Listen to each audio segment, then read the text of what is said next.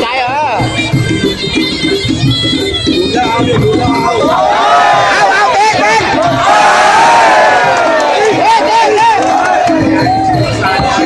กดไปกดไปกดไป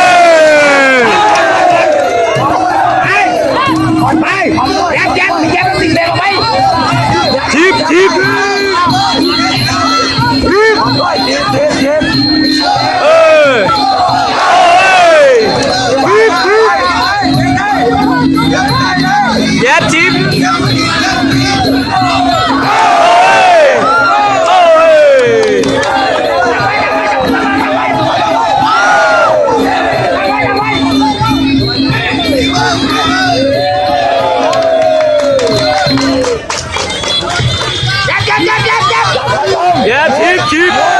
กดไว้กดไว้กดไว้แทงกดไว้กดไว้กดไว้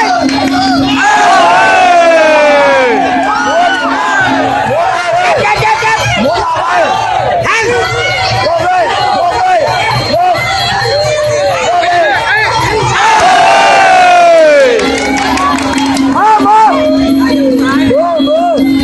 บเ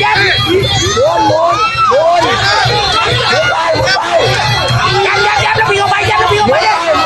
ดึงเลย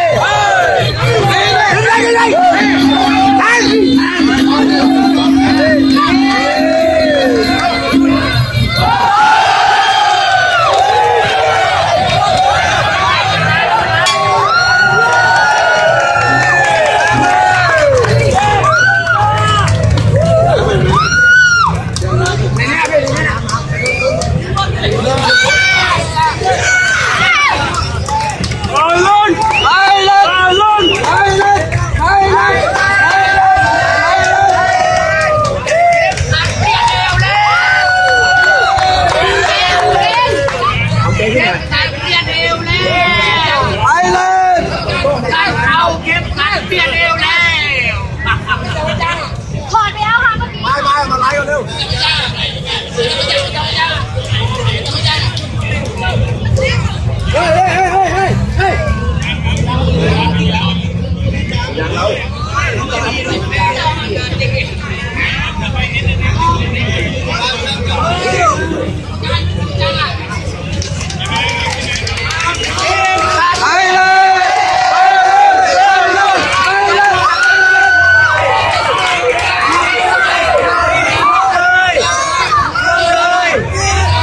ท่านผู้ชมกลับมาที่พิธีมณฑลท้องสามเหรียญนะครับกับการชิงแชมป์121ปอนด์ของสหพันธ์มวยไทยอาชีพโลกหญิงนะครับผลการตัดสินออกมาแล้วนะครับกรรมการสิทธิชัยอินเอียดให้เทเลซ่า47ให้สาวสิงห์49กรรมการวรชิตช่ำชื่นนะครับให้เทเลซ่า47ให้สาวสิงห์49ครับการมุนีลิ้มมงคลชัยกุลนะครับให้เทเลซ่า47ให้สาวสิงห์50ครับที่ชนะคะแนนและก็คว้าแชมป์120ปอนด์ของสหพันธ์มวยไทยอาชีพโลกไปครองนะครับตอนนี้เราได้รับเกียรติจากแชมป์นะครับโปรเตอร์นิวัฒน์เหล่าสุวรรณวัฒน์นะครับขึ้นมาคาดเข็มขัดให้กับสาวสิงห์สโสภิตครับ